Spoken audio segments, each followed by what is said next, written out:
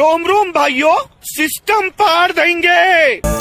हामी त्यहाँबाट हामी ब्याटतर्फ जाने लिँदै गयौँ। हामी साथीको घरमा आयौँ र ऊ घरमै थियो र उसलाई पनि हामी लिएर नै जान्छु भन्ने निदो गरेको थियौँ र ऊ घरमा सिडी भएर बसेका थियौँ।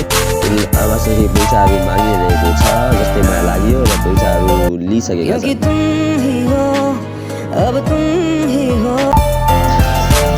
हामी सबै घरबाट बाहिर निस्कियौँ र आफ्नो लक्ष्यतर्फ लाग्यौँ र शनिबारका दिन एकदम रमाइलो गरौँ भन्ने जस्तै कुरा आयो र हामीले के गरौँ आज जुन ब्याटनगरमा ब्लग बनाउँछु भन्ने लागेको थियो र हामी बसमा चढेर ब्याटनगरतर्फ लाग्यौँ र हाम्रो जाने प्लान दोस्रो ठाउँ थियो र हामी मिस्टेकली दोस्रो ठाउँ पुग्यौँ।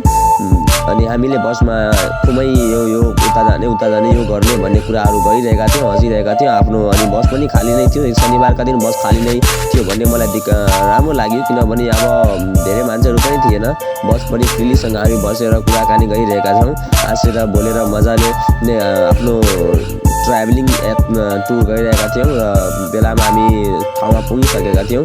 अनि त्यहाँबाट हामीलाई अलिकति एक्सप्लोर गर्न लाग्यो। हामीले अलिकति त्यो पर हेरेपछि त गुद्री जुन महेन्द्र चोकमा लाग्ने गरेछ त्यो गुद्रीमा हामीलाई जाने एकदम मन लाग्यो किनभने त्यहाँ गएपछि हेरौँ नि के कस्ता लुगा रहेछ भन्ने हामीलाई सोचमा आयो र हामी जेब्रा क्रसिङको फ्लो गर्दै अलिकति त्यो पार गएँ र त्यहाँ गइसकेपछि अब कति जाने बेलामा मैले त थुप्रै बाहिरबाट भिड हेरेका थिएँ। त्यो रियली नै त्यहाँ त यत्रो भिड रहेछ भन्ने म जोग्नेभन्दा पनि बढी नै भिड रहेछ भन्ने कुरा लाग्यो र त्यहाँबाट मैले म र साथीहरू प्रवेश गरेँ। त्यहाँ प्रवेश गरेपछि थुप्रै लुगाहरू कपडा लत्ता थुप्रै कुराहरू पाइन्छ। त्यहाँ त सुपर मार्केटभन्दा पनि बढी कपडाहरू पाइन्छ र कपडाहरूलाई यत्तिकै नराम्रो तरिकाले राखिएका हुन्छन्। पुरा के भन्छ भने लाग्छ कि सेकेन्ड ह्यान्ड कपडाहरू नै बेचिरहेका छन् भन्ने जस्तो लाग्यो र त्यहाँबाट मलाई लुगा लिने त म सोचेका थिएनन्। तर मैले गइरहेका बेलामा न त त्यहाँ कुनै बिलहरू थियो, न त कुनै बिल काट्ने, न त कुनै भोचर दिने, यतिकै पैसा दिएर यतिकै कपडा लिने भन्ने मैले हेरेँ। मलाई त्यो निकै त्यो अलिकति राम्रो लागेन। त्यहाँका व्यापारीहरूले एकदम कपडालाई एउटा चामलहरू बनाएर जस्तै पुरा ठुलो प्याकहरू बनाएर अनि राखेर बेचिरहेका थियो। त्यहाँ थुप्रै मान्छेहरू भनेको जोगबनीको मान्छेभन्दा पनि यत्रो भिड लागेकामा थिएँ।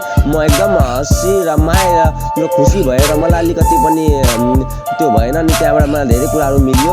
मैले त्यो मार्केटमा केही कुरा सामानहरू लिन पाइनँ किनभने मैले त्यो सामान लिने खाल गएको थिइनँ, मैले घुम्न मात्रै गएको थिएँ। तर त्यहाँ हेरेकोमा आउने हेरेँ थुप्रै कुराहरू थियो। अनि त्यसपछि हामी बाहिर निस्क्यौँ, चस्माहरू पनि हेरेँ, सबै पसल सबै कुरा थुप्रै रहेछ भन्ने हामीले थाहा पाएँ। त्यसपछि हामी अगाडितर्फ बढेँ। त्यहाँबाट निस्केपछि हामी श्याम मन्दिर जाने निर्णय गऱ्यौँ र श्याम मन्दिरतर्फ हामी अगाडि बढ्यौँ। र त्यहाँ गइरहेका बेलामा हामीले अगाडिमा राजस्व कर कार्यालय हेऱ्यौँ। त्यो कर कार्यालयमा थुप्रै आगो बालिएका थियौँ, त्यो जेन्जी आन्दोलनमा भएको कुराहरू थियो र त्यहाँबाट हामीले अगाडि बढ्यौँ। अगाडि बढेपछि एउटा साथी पनि भेट्यो, साथी हाम्रो सुभाषको चिनेको थियो र लगेर हामी अगाडि बढ्ने निदो गऱ्यौँ। एउटा साथीले सेल्फी खिचौँ जस्तै लाग्यो र हामी उसलाई क्यामेरा समातिदियौँ र उसले आफ्नो खालको भिडियो बनाएर टिकटकमा हाल्छु भनेर भन्यो र उसलाई मैले भिडियो पनि दिएँ, टिकटक पनि दिएँ र हामी सबै अगाडितर्फ लाग्यौँ।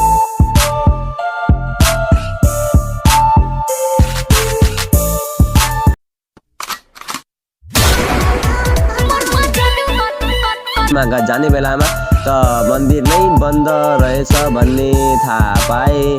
अब के गरौँ भन्ने दिक्क लाग्यो। मन्दिरको गेट मुरी पुगेपछि मन्दिर अहिले खुल्दैन, 4 बजे खुल्छ। त्यसपछि हामी घरतर्फ लाग्यौँ। अब केही छैन भने अब जाउँ, अब घरतर्फ जाउँ, अर्को दिन आएपछि हामी मात्रै घुम्छौँ भन्ने जस्तो थियो र हामी घरतर्फ लाग्यौँ। घरतर्फ लागेर बेलामा साथी भेट्यो र त्यो बाइकमा हामी चढेर आफ्नो घरतर्फ आयौँ र घरतर्फ आउने बेलामा साउ पनि हाम्रो स्कुलको पनि साथी रहेछ, हामीसँगै पढ्दै थियो, हामीसँगै खेल्दै। यदि तपाईँहरूलाई राम्रो लाग्यो भने यो हाम्रो सानो